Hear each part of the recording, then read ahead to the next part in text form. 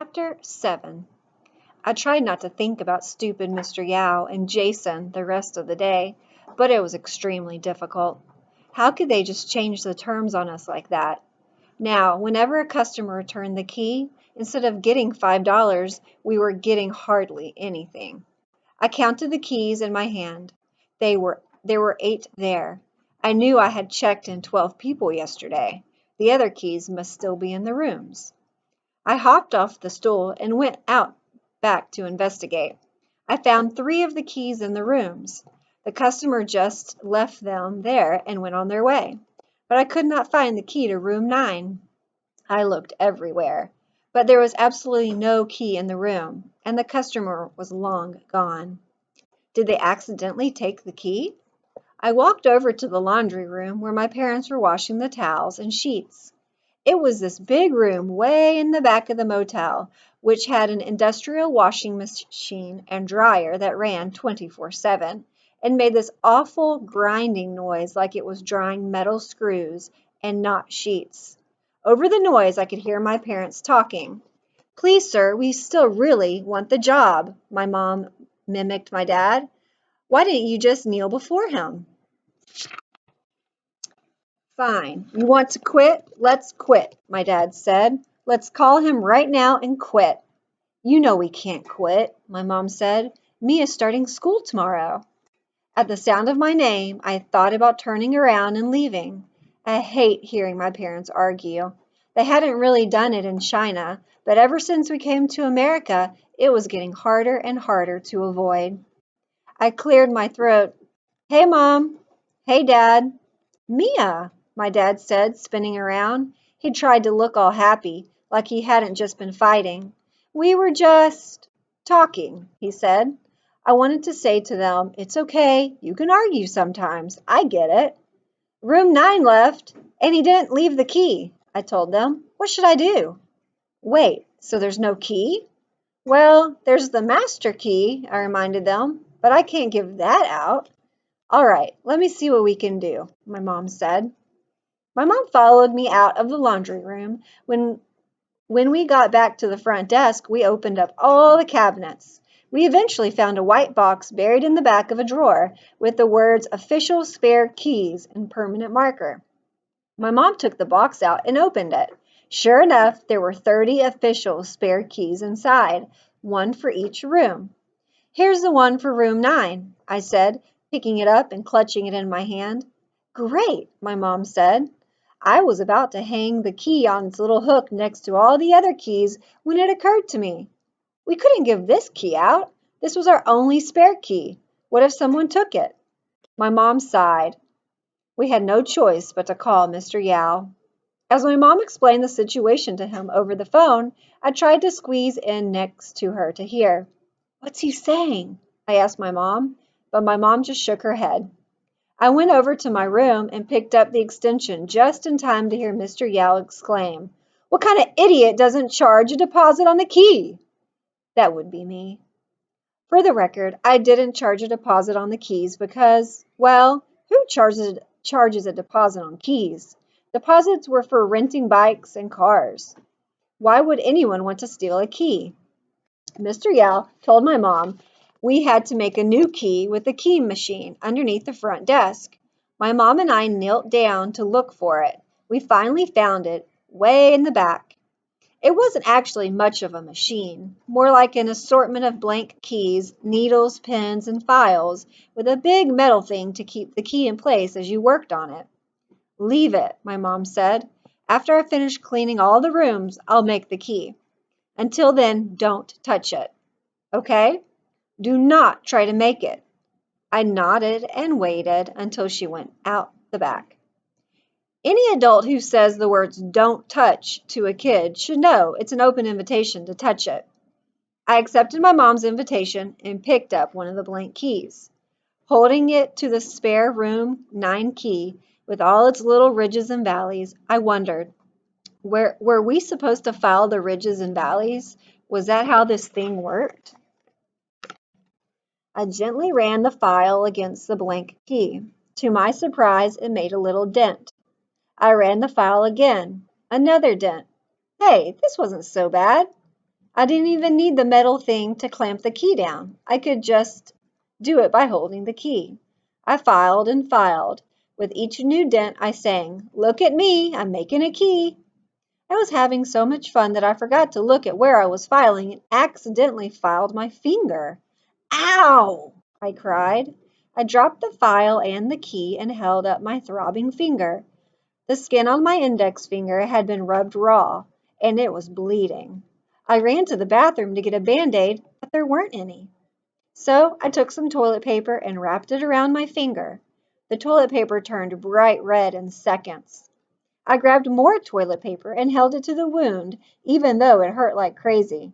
Eventually, the bleeding stopped. I wrapped the toilet paper in Scotch tape around and around. With my tiny mummy finger all set, I sat back down at the front desk and glanced at the unfinished key. I should have stopped right there. I should have put the key away and waited for my mom. That would have been the sensible thing to do. But I had this thing where if I started something, I had to finish it. It didn't matter what it was, books, Chinese chess, or the last strawberry on the candied skewers I used to eat back home. When I started something, I finished it. And so I picked up the blank key again. With my gigantic finger held high out of the way, I started filing. 10 minutes later, I was done. It wasn't perfect, I'll admit, and it wasn't pretty by any standard.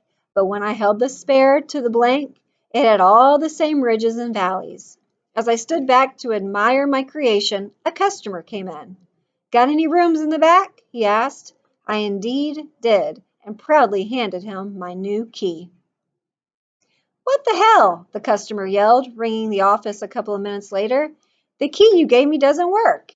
As it turned out, though I had filed the ridges to perfection, I had forgotten to smooth out the edges, so when the customer put the key in, it got stuck. I rushed out the back to help him. We pushed and we pulled. Finally, we managed to jam it into the doorknob and unlock the room. When the customer laid eyes on the room, his face fell. "This is a lot smaller than I was expecting," he said. I looked around the room. There was a bed, a dresser, a television, small table and chair. It was modest, sure, but what else did he need? "Why don't you get settled in and I'll come back in 10 minutes and I'll give you a new key?" I asked.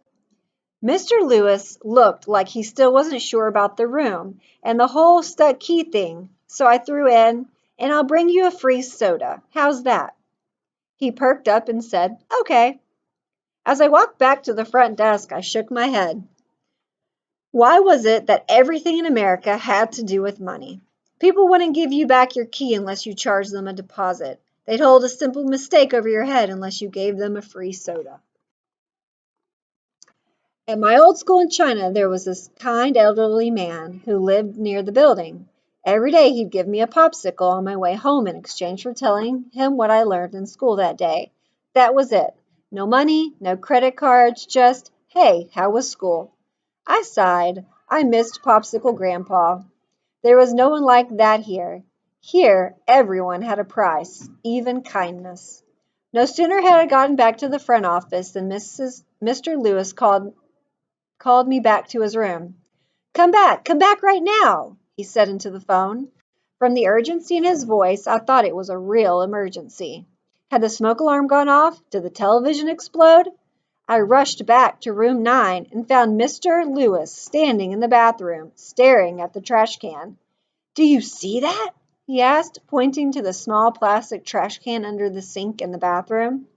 I stared at the black bin. I couldn't see anything. "See what?" "That!" he shouted. He picked up the trash can and shoved it in my face. I squinted into the darkness and saw what appeared to be a single long string. It looked like dental floss. "You see it?" Mr. Lewis asked. "Yes, I see it now," I said. "This room has not been properly cleaned," Mr. Lewis said. "I assure you, it has." "Clearly it hasn't, or we wouldn't be having this conversation. I would like another room, a bigger room. Sir, all of our rooms are the same size." Mr. Lewis crossed his arms and sighed. "I don't believe you. I would like you to open up every single room, and I will pick one myself." That's when I lost it. Maybe it was my throbbing finger or the 2 refunds or Mr. Yao changing the deal, but I just couldn't control myself. Sir, that's ridiculous. You can't pick your own room. This isn't a salad bar. As soon as I said the words, I knew I had gone too far. But it was too late to snatch them back. Well, Mr. Lewis said, fuming, if that's the way it's going to be, then I would like a refund. No! Please, Mr. Lewis, I pleaded with him. I'm sorry. I shouldn't have said that thing about the salad bar. I don't know why I said that. I squeezed my eyes shut and confessed. I've never actually been to a salad bar. I've only seen them on TV. Mr. Lewis looked shocked. You've never been to a salad bar? I shook my head. His eyes softened. Why are you doing this? He asked me. Shouldn't you be out playing? I looked away from him. Why were Americans always asking kids to go out and play? In China, kids almost never played. They had to sit for exams starting at an early age, except for family get-togethers. Every minute after school was packed with homework, drilling, revision, and dictation. When I went to first grade in China, I got only 2 minutes a day to play. That's literally what was on the schedule. 5 to 5:02, play. I wanted to say to Mr. Lewis that I'd never really played. I didn't intend to start now. The other part of me wanted to say, this is playing. I got to run a motel. Was there any better way to play?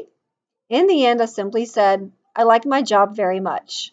Mr. Lewis looked slightly embarrassed and said, of course you do. I'm sorry. He looked around the room once more. You know what? This will do just fine, he said. Really? I asked. I could not believe my ears. And I'm sorry I gave you a hard time. Here, let me empty that for you, I said, taking the trash can from his hands. I went outside, quickly emptied the can in the dumpster, and placed it back in Mr. Lewis's bathroom. Is there anything else I could do to make your stay more pleasant? I asked him. Mr. Lewis thought for a second. Then he held up a finger and announced, pillows. Pillows? Yes, I need 4 pillows. 2 for under my head, 1 for between my legs, and 1 to hug. I smiled. Done.